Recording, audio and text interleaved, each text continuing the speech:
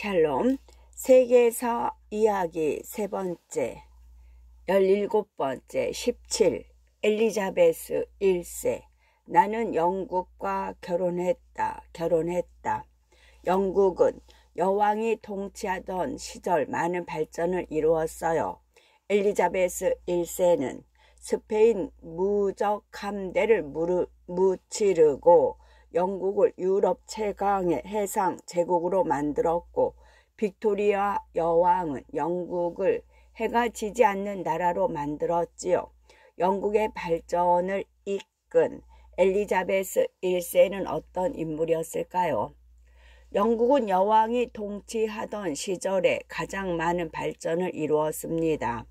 엘리자베스 1세는 1533에서 1603년 때가 그랬고, 빅토리아 여왕이 다스리던 시대는 영국의 최전성기였지요. 헨리 8세의 딸로 태어난 엘리자베스 1세는 어린 시절 험난한 역경을 거쳐야 했어요.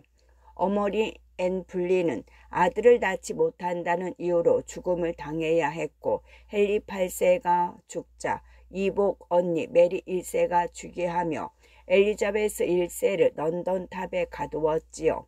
그러나 메리 1세는 왕위에 오른 지 5년 만에 죽었고, 1558년 엘리자베스 1세가 25살의 나이로 왕위에 오르게 되었습니다.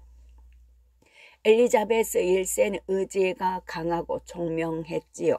즉위하자마자 통일령을 공포하여 영국 국교회를 확립해 나갔고, 1588년에는 스페인의 무적 함대를 무찔러서 해상 강국의 도대를 마련했습니다. 당시 스페인은 신대륙 경영을 바탕으로 막대한 양의 은을 들여와 유럽에서 가장 강한 나라였지요.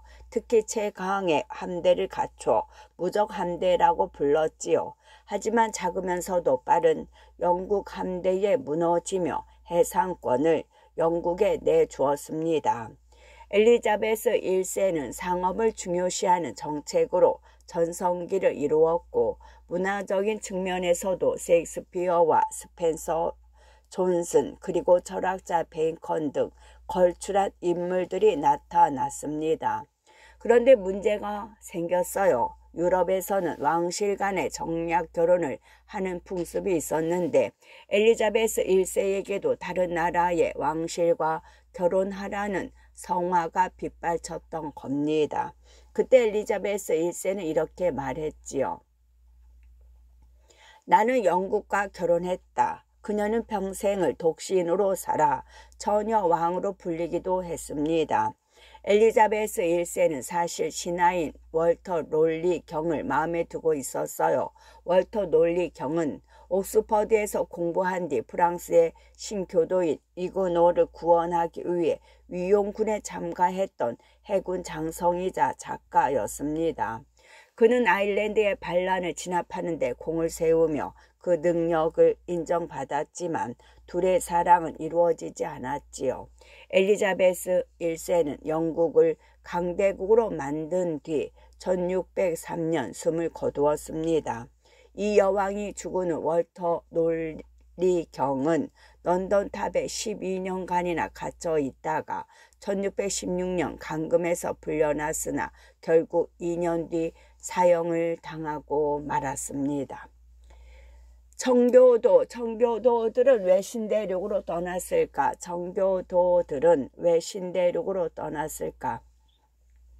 청교도는 16세기 후반 영국 국교회에 반항하여 생긴 개신교의 한 교파입니다. 칼맹주의를 바탕으로 모든 쾌락을 죄악시하고 사치와 성직자의 권위를 배격했으며 철저한 금욕주의를 주장하였지요. 그러나 숱한 박해를 받아 1620년 신대륙으로 건너갔습니다. 엘리자베스 1세에 앞서 왕위에 오른 메리 1세에게는 블러디 메리, 피의 메리라고는 좋지 못한 별명이 있었습니다. 그녀는 독실한 카톨릭 신자였는데 5년간 영국을 다스리며 개신교들과 영국 국교도들을 무참히 살해했기 때문이지요. 이후 엘리자베스 1세가 왕위에 올라 상황이 진정되는 듯했지만 자식을 남기지 않고 죽고 제임스 1세가 등극하면서 또다시 개신교들을 박해했어요. 영국 개신교 중에는 정빈하고 깨끗한 신앙을 바탕으로 한 이상주의적 성격을 지닌 일파를 정교도라고 하였는데 이들은 제임스 1세의 박해에 네덜란드로 망명길에 올랐지요. 하지만 그것도 안주할 만한 곳은 아니었고 결국 영국의 정교도 102명은 1620년 메이플라호를 타고 신대륙으로 건너가야 했어요. 그들은 신대륙에 상륙하기에 앞서 메이플라워의 맹약에 서명을 하고 정치 권력의 기초는 자유로운 개인의 동의를 얻는 데 있다는 정교도적 사회 계약을 맺었습니다. 이들의 서명과 계약은 훗날 미국의 정치에 커다란 영향을 끼쳤습니다. 신대륙은 그들에게 미지의 땅이었지요. 낯선 자연 환경과 싸워야 했고 인디언들의 위협도 감수해야 했습니다. 그러나 오로지 신앙의 자유를 갈구하며 새로운 나라를 세우겠다는 당시로서는 차원 높은 정교도적 이상에 불타고 있었어요. 그들은 농사를 짓고 교회와 학교를 세우는 등 자신들의 이상을 실현하기 위해서 온 힘을 다했습니다. 그래서 훗날 그들을 필그림 파더스라고 부르게 되었어요. 그러한 노력이 오늘날 미국을 만들었으며 미국인들은 필그림 파더스를 건국의 아버지라고 부를 정도입니다. 그들이 맨 처음 정착한 미국의 동북부는 그 전통을 이어받아 정교도적, 이상주의적 문화를 단단하게 다지면서 남부의 현실주의적, 물질적 문화와 팽팽하게 맞섰습니다. 그러한 대립이 노예제도의 시비를 불러왔고 급기야 남부 전쟁이 일어난 것이지요. 아무튼 정교도들이 신대륙으로 건너간 것은 영국 왕들의 박해를 피하기 위해서였고 그것이 또한 오늘날 미국이 건설된 계기입니다. 필그림 파더스는 1620년 북아메리카 식민지 시대 뉴 잉글랜드 최초의 영구 식민지가 된 매사추세츠 주 플리머스에 정착한 사람들을 말해요. 필그림 파더스라고 알려지게 된 것은 이들이 도착한 지 2세기 이후 1820년에 행해진 200주년 기념식에서 웅변과 엑스터가 처음 사용하여 널리 알려졌답니다.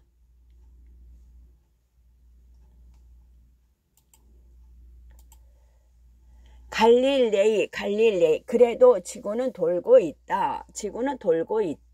코페르니쿠스와 갈릴레이, 케플러 등은 유럽 천문학 발전에 큰 영향을 끼친 사람들입니다. 특히 갈릴레이는 가톨릭 교회로부터 박해를 받으면서도 코페르니쿠스의 지동설을 증명했지요. 서양 과학사의 획을 그은 갈릴레이를 소개합니다. 옛날에는 태양이 지구를 돈다고 생각했고 또한 인간이 살고 있는 세계가 우주의 중심이라고 여겼어요. 그러나 코페르니쿠스는 1473년에서 1543년 코페르니쿠스는 지구가 태양의 주위를 돈다는 지동설을 주장했어요. 그가 지동설을 주장했을 때는 가톨릭 교회에서 그를 탄압하지는 않았어요. 그저 하나의 이론으로 여겼던 것입니다. 그러나 이탈리아의 천재 물리학자 갈릴레이가 1609년 만원경을 만들어 태양계를 살펴보니 지구가 태양 주위를 도는 것이 분명했지요.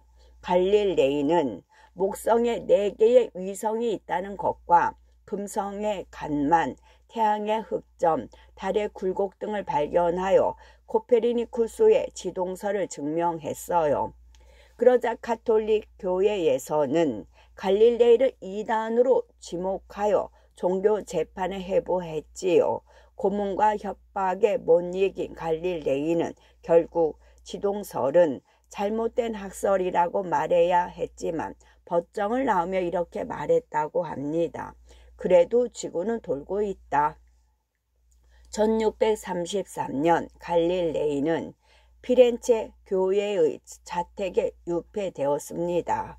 1636년 갈릴레이는 아리스토텔레스 자연학의 잘못을 지적한 새로운 두 과학이라는 원고를 완성하고 1638년에 종교의 압박으로부터 자유로운 네덜란드에서 이 책을 출간했지요. 하지만 그는 다음 해에 실명했고 1642년에 숨을 거두었습니다. 교회에서는 그의 시신을 묘지에 매장하는 것을 금했으며 기념비조차 세우지 못하게 했지요. 갈릴레이는 동시대를 살았던 독일의 전문학자 케플러와 함께 유럽 학문 발달에 큰 역할을 하였습니다. 케플러는 화성의 공전 궤도를 관측하며 수치의 통계를 낸 끝에 마침내 다른 혹성들도 태양을 중심으로 타원 궤도를 운행한다는 사실을 확인하고는 이른바 케플러의 3대 법칙을 내세운 사람입니다. 그러나 케플러는 평생을 병마와 가난에 시달려 점성술로 연명했다고 합니다. 뉴턴, 사가와 만유인력의 법칙. 사가와 만유인력의 법칙. 사과나무에서 사과가 떨어지는 것을 보고 뉴턴은 땅이 사과를 끌어당긴다고 생각했어요. 모든 물체 사이에는 끌어당기는 힘이 있다는 만유인력이라는 놀라운 비밀을 발견한 것이지요. 서양 과학 발달에 큰 영향을 끼친 뉴턴을 만나봅시다. 갈릴레이가 죽은 해 겨울 영국에서는 뉴턴이 태어났습니다. 뉴턴은 사과가 땅으로 떨어지는 것을 보고 만유인력의 법칙을 발견한 과학자이지요. 만유인력이란 이 세상 모든 물체는 서로 끌어당기는 힘이 작용한다는 법칙인데 사과가 땅에 떨어진 것은 땅이 사과를 끌어당기기 때문이라는 것입니다. 엉뚱하면서도 독특한 발상이 위대한 발견을 하게 한 것이죠.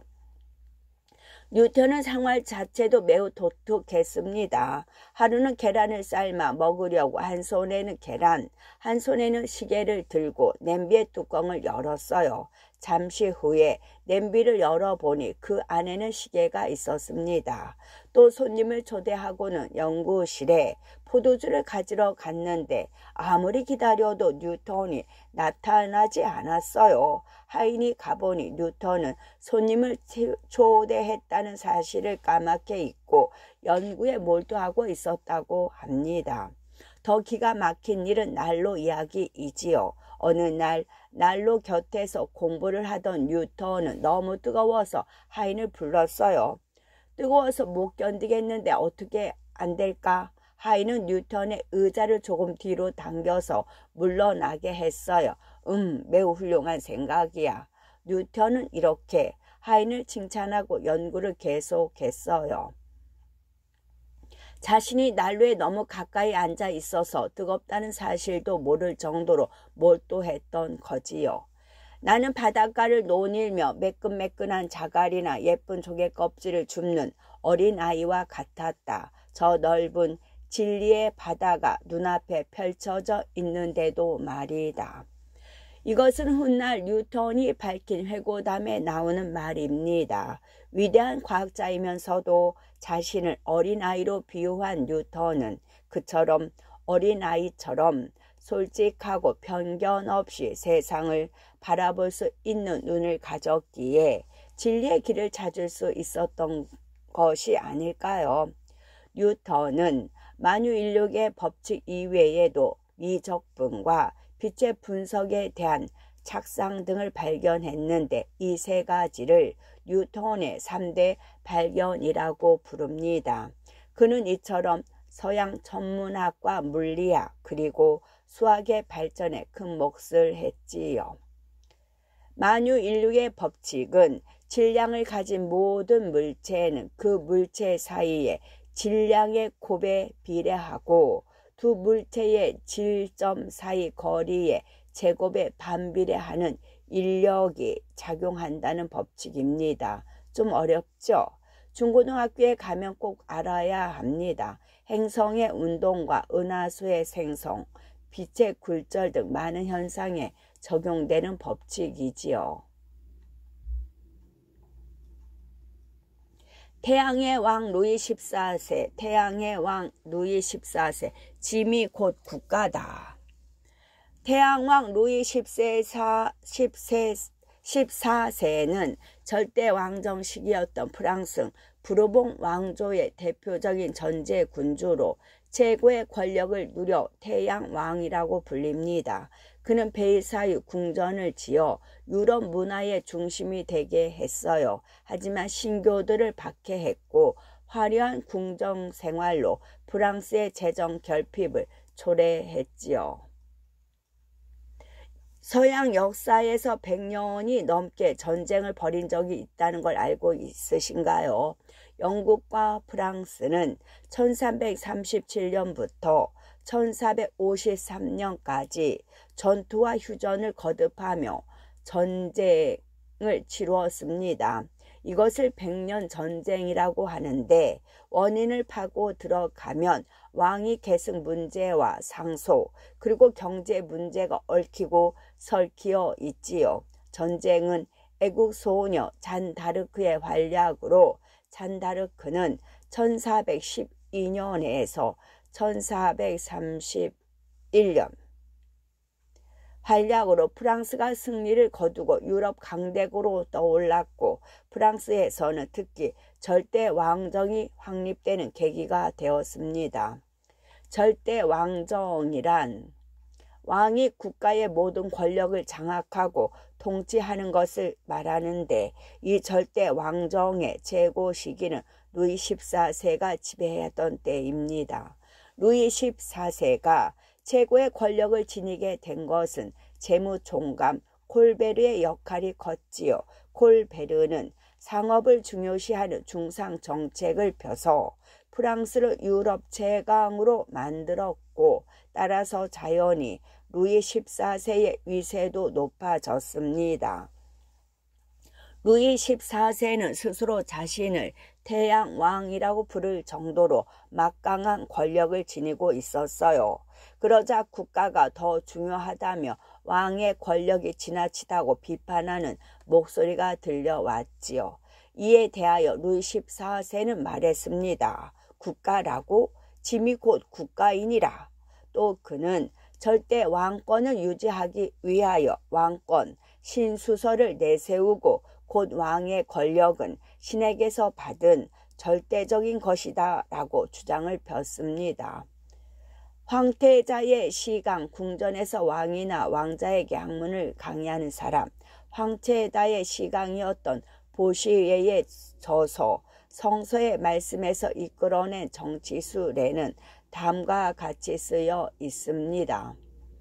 신의 권위는 끝이 없으며 절대적이다. 군주를 한 개인으로 보아서는 안 된다. 군주는 하나의 공적 인격이다. 온 나라는 그의 품에 있으며 모든 백성의 의지는 오로지 그의 의지에 속해 있다. 모든 권력은 신의 품에 안겨 있듯이 모든 힘은 왕의 인격에 속해 있는 것이다. 한 사람이 이토록 많은 것을 몸으로 실현하다니 얼마나 위대한가. 옥자를 보라. 거기서 모든 질서가 생긴다. 그는 천상의 높은 옥자에 앉아 온 우주를 다스리는 신의 영상이니라. 이러니 루이 14세의 교만은 그칠 줄 몰랐습니다. 그는 외국 정벌을 거듭하여 국고를 낭비하고 그 부담을 국민에게 돌렸으며 만년에는 이고노 신교도에 대한 신앙의 자유를 인정했던 낭트 칙령을 폐지하고 신교를 단합하여 프랑스의 산업과 경제에 큰 타격을 입히기도 했어요. 그리고 이것은 훗날 프랑스 혁명을 일으키는 씨앗이 되었습니다. 루이 14세는 1715년 숨을 거두며 이런 말을 남겼어요. 짐은 이제 죽는다. 그러나 국가는 영원하리라. 애국소녀 잔다르크, 100년 전쟁의 막바지 프랑스를 위기에서 구해낸 이는 잔다르크라는 소녀였어요. 1429년 신의 계시를 듣고 전쟁에 참여해 앞장서서 영국군을 물리쳤지요. 하지만 1431년 마녀로 낙인 찍혀 화형을 당했고 1456년에야 명예를 회복했습니다. 가톨릭 교회에서는 1920년 잔다르크를 성녀로 추대하였죠. 패트릭 헨리, 나에게 자유가 아니면 죽음을 달라. 영국은 신대륙에 처음으로 식민지를 개척했어요. 이후 영국은 식민지의 과도한 조세 정책을 폈지요. 프랑스와 전쟁에서 승리한 후에도 비옥한 지대를 인디언 보호구역으로 정하여 식민지 사람들의 불만을 샀어요. 그 결과 1775년 독립전쟁이 일어났고 그 이듬해에는 미국이라는 새로운 나라가 탄생했어요. 콜럼버스가 신대륙을 발견한 후 유럽인들은 하나둘 신대륙으로 건너갔습니다. 특히 영국이 제임스강 연안에 식민지를 조성하고 1620년 청교도들이 메이플라호를 타고 건너온 이후 신대륙은 발전하기 시작했지요. 영국은 식민지에서 과도한 조세 정책을 폈어요. 특히 프랑스와 식민지 전쟁에서 승리한 이후 비옥한 중서부 지역을 인디언 보호구역으로 지정했는데 무리한 조세 정책은 그곳으로 진출하려는 식민지 사람들의 기대를 저버린 것이었습니다. 결국 식민지에 거주하는 사람들은 반발을 일으켰지요.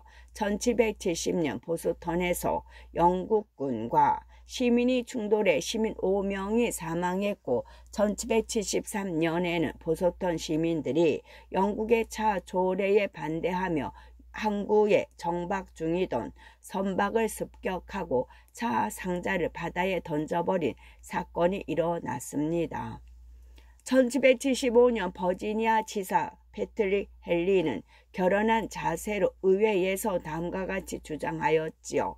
사태를 가볍게 보아선 안 됩니다. 이제 평화는 없습니다. 우리의 동지들은 지금 전쟁터에 있는 것이나 다름없습니다.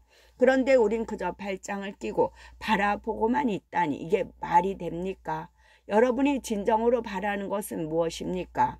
그는 잠시 좌중을 둘러보더니 더욱 큰 소리로 이렇게 외쳤어요.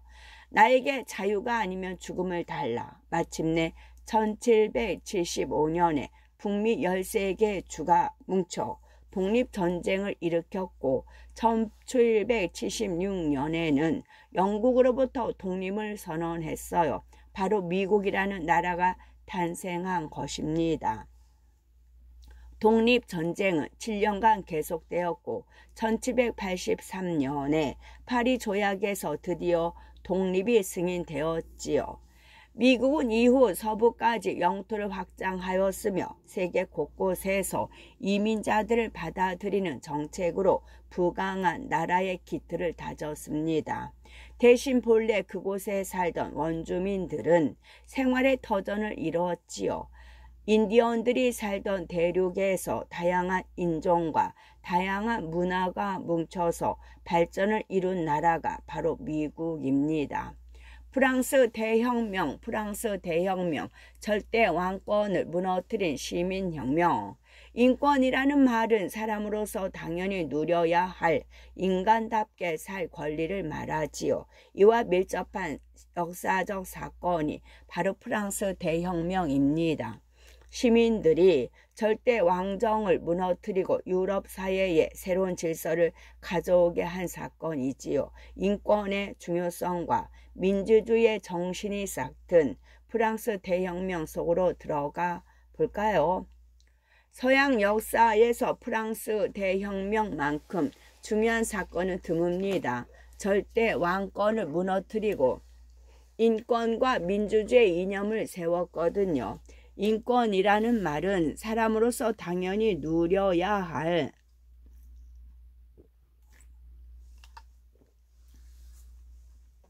인간답게 살 권리를 말합니다.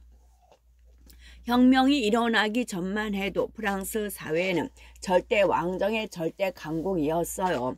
또한 성직자와 귀족이 온갖 특권을 누리는 반면 평민들은 각종 세금을 떠맡고 있었지요. 당시 프랑스는 정치 사회적으로 매우 불안한 상태였어요. 루이 16세의 방탕한 경영으로 재정은 바닥났고 각종 전쟁에 참가하는 바람에 국가가 빚더미에 올라 있었습니다. 루이 16세는 이를 닦게 하기 위해 귀족들에게도 세금을 부과하려 했지요. 그러나 귀족들의 반대에 부딪히자 산보회를 열고 대책을 논의하기로 했습니다. 시민들은 이에 국민의회를 결성하였지요. 어차피 산보회에서도 자신들에게 불리한 결과가 나올 것이 뻔했기 때문입니다. 루이 16세는 국민의회를 국가에 반영하는 단체라 생각하고 군대를 동원해 해산하려고 했지만 이를 안 시민들은 민병대를 조직해 1789년 7월 14일 바스티유 감옥을 습격했어요. 이날이 바로 프랑스 대혁명이 일어난 날입니다. 왕의 측근인 리앙크루트 공이 바스티유 감옥의 습격 소식을 루이 16세에게 보고하자 그제야 루이 16세는 놀라면서 목소리를 높였어요. 뭐라고? 그렇다면 반역이 아닌가? 폐하, 이것은 반역이 아니라 혁명이옵니다.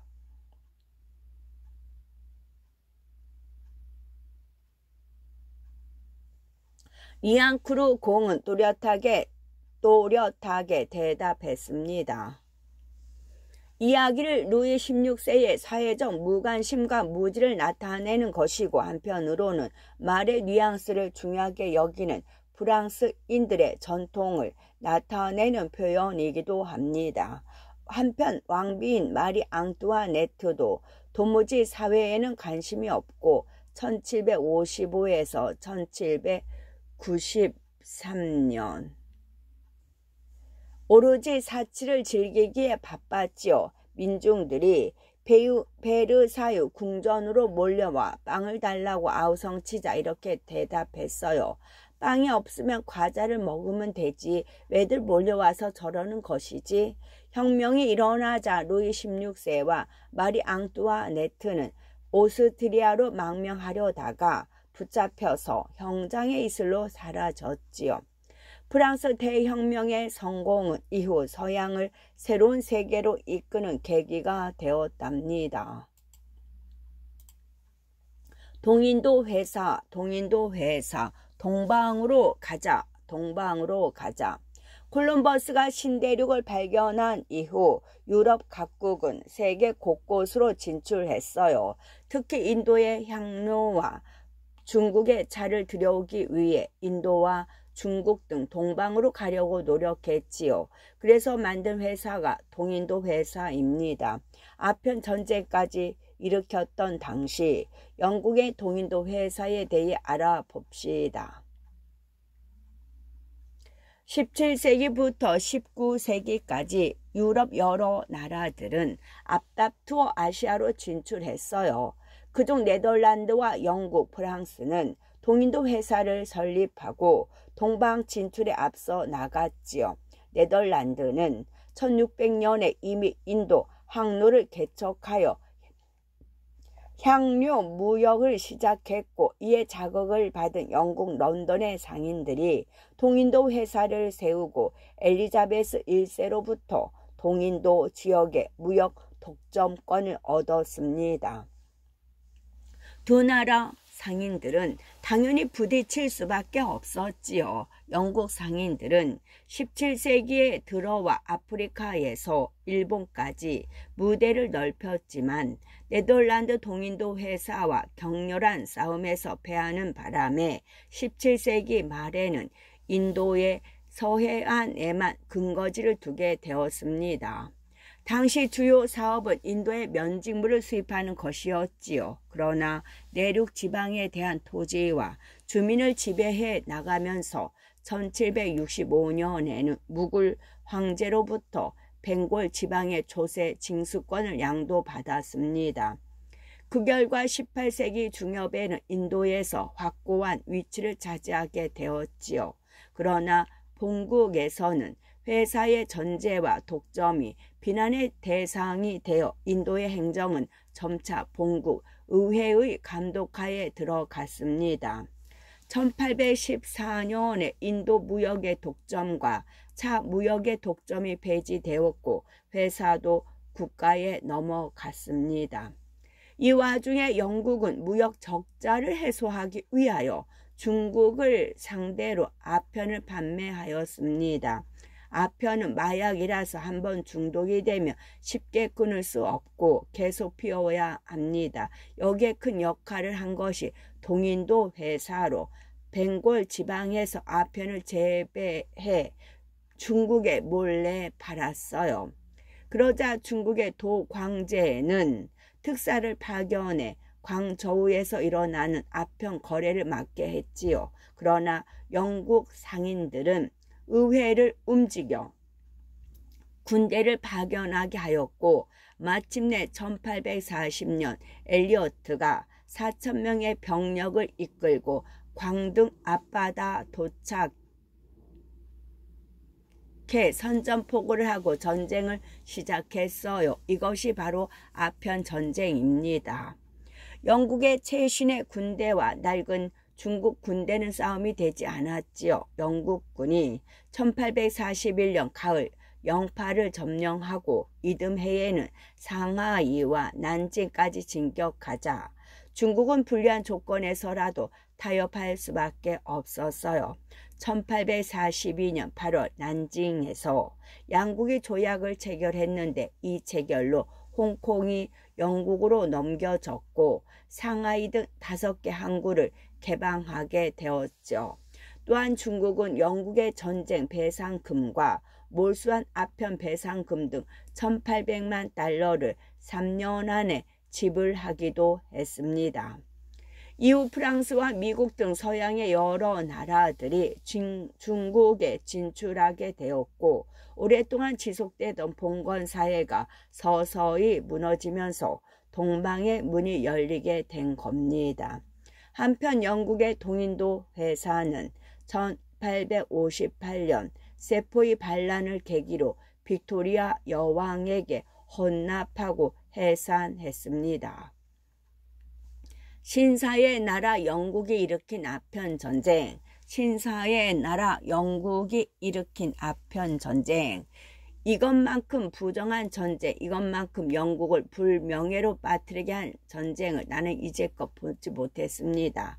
영국의 글래드스턴 의원이 아편 전쟁을 해야 할지 하지 말아야 할지 결정하는 회의를 하는 국회에서 한 연설입니다. 그러나 그의 호소에도 불구하고 영국 의회는 결국 전쟁을 결정했지요.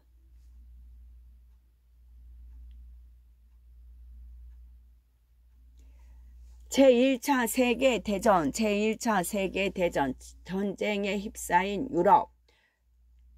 제1차 세계대전은 1914년 6월 사라예보에서 한 세르비아 청년이 오스트리아 황태자 부부를 암살하면서 시작되었습니다.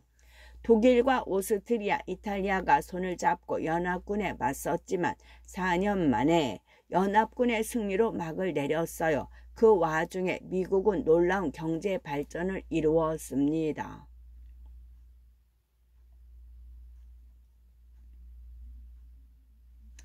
(1914년 6월) 사라예보에서 세르비아 청년이 오스트리아 황태자 부부를 총으로 살해한 사건이 일어났어요. 이것이 바로 제1차 세계대전의 시작입니다. 오스트리아가 세르비아 왕국에 선전포고를 하자 러시아가 움직였어요. 이에 독일이 맞대응을 벌이면서 다시 프랑스가 일어나고 영국이 가세하는 등 연쇄 반응이 일어나면서 유럽 전체로 전쟁이 확대된 것입니다. 도대체 왜 이렇게 전쟁이 커진 것일까요? 여기에는 제국주의가 숨어 있었습니다. 19세기 말에서 20세기 초 유럽의 강국들은 제국주의 정책을 펴고 있었습니다. 그들은 세계 곳곳에 식민지를 차지하기 위해 서로 치열하게 경쟁하고 있었지요.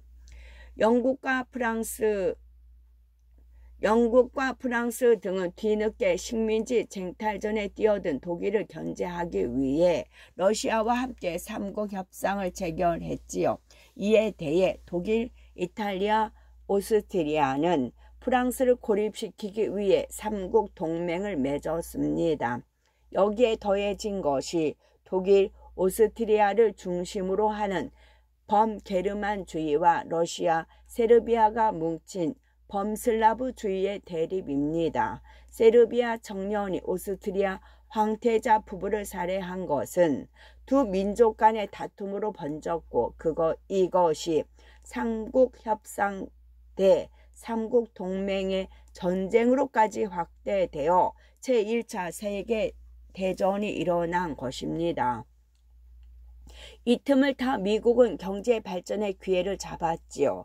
전쟁에 필요한 군수품 주문이 미국으로 쏟아져 들어왔고 미국은 엄청난 경제적 이익을 얻었습니다. 하지만 세계적인 비극을 더 이상 바라보고 있을 수 없었던 윌슨 대통령은 1917년 1월 미 상원에서 승리 없는 평화라는 유명한 연설을 하였지요.